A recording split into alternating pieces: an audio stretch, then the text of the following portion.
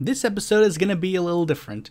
See, rather than analyzing a political theme that happened in a TV show or movie or video game, I'm going to be telling the story of a strike that happened in the entertainment industry because it still generally fits in the theme of this subseries. Now, despite the fact that this one's talked about a decent bit, you can't really do this kind of thing without talking about this strike, so let us begin. In response to the Great Depression, there was a growing number of labor union activities in the time period, not just in the already existing industries like blue-collar jobs, but also in industries that were now getting off the ground, such as the industry of Hollywood.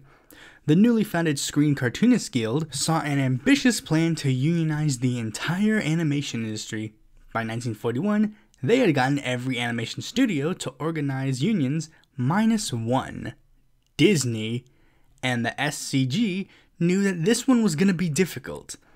While Disney animators were originally the highest paid in the industry, they were starting to be put on Walt's back burner.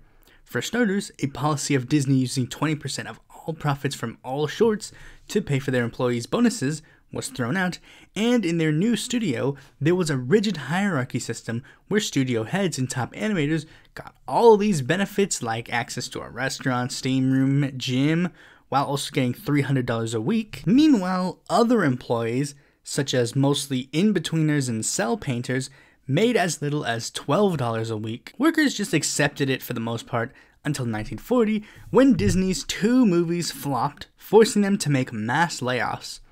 That angered employees so much that the SCG president Herb Sorrell was able to make inroads with Disney employees, the most prominent one being Art Babbitt, the creator of the character Goofy. While Babbitt was definitely not struggling like the rest of the small animators, he heavily sympathized with them and used his closeness to Walt to become basically their union representative. However, Walt pretty much shrugged Babbitt off, saying, "Hey, it's my studio, I'll do what I want."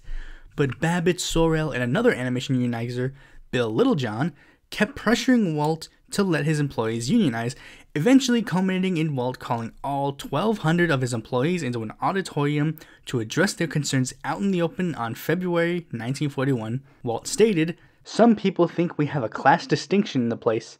They wonder why some men get spaces in the parking lot and others don't. I have always felt, and always will feel, that men that contribute most to the organization should, out of respect alone, enjoy some privileges. My first recommendation to the lot of you is this. Put your own house in order. You cannot accomplish a damn thing by sitting around and waiting to be told everything. If you're not progressing as you should, instead of grumbling and growling, do something about it." That assembly was poorly received, and a lot more Disney workers joined the SCG. Meanwhile, Walt and Art's relationship started to sever, as Walt saw Babbitt as betraying him by becoming a union leader. Eventually, Walt just couldn't handle it anymore and fired Babbitt and 16 other SGC-affiliated employees in May of that year. After that firing, Babbitt decided to gather up all the union employees and basically told them, "Let's take Walt's advice." But not in the way Walt wanted, and on May 29th, Babbitt led a strike consisting of 200 plus Disney employees, setting up a picket line right across the street from Disney Studios. The strike happened to be right in the middle of the production of the film Dumbo, and was so large that production was halted. Now, since these were Disney animators protesting, a lot of the signs that they had created were very well put together. There was also a large amount of solidarity. Cartoonists from other studios occasionally marched with Disney employees, and union chefs fed the striking workers. Another interesting fact is that the position of the strikers meant that Walt literally had to drive by them every single day, which meant that Art was placed in the prime position to scream at him. And at one point when he was doing just that, Walt simply got out of his car and started a fist fight with him. As the strike approached its 5th week, it became apparent that nothing could continue until things were resolved.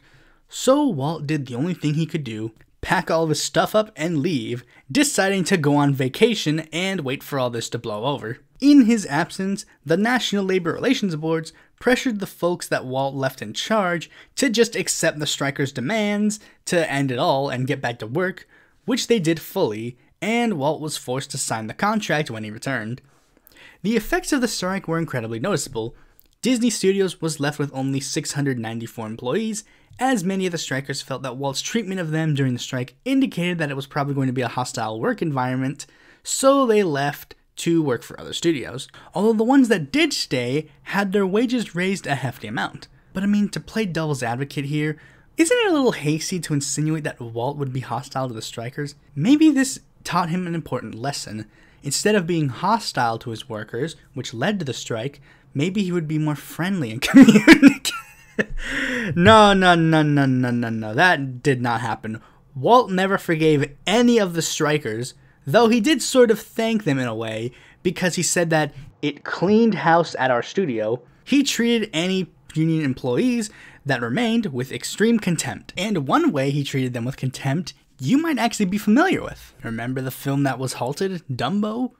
Well, when it got back onto production, Walt had inserted a scene where a bunch of drunk circus employees try to organize a union with the boss. Reportedly, he had based their appearance on a lot of striking workers, and this was just a jab at them, portraying union organizers as lazy drunks. Though the one who seemed to get it worse was Art himself, who Walt kept trying to fire, but then they had to be forced to rehire him because Art was good at his job, until eventually Art decided to leave of his own accord. Walt even went so far as to testify to the House Un-Americans Activities Committee, saying that there was a large communist influence in the strikes, which led to a huge backlash of many of the strike's participants, so it kinda had a bittersweet ending. And that was the story of one of the most prominent strikes in the entertainment industry. One of, because there's a lot more to come. Thanks for watching this video. Be sure to like, comment, subscribe, and click that bell to be notified when a future video of mine comes out. And if you're interested in more content from me, you can go to my website, follow me on Twitter, join my Discord, check out my articles on the Independent Political Report, or consider supporting me on Patreon.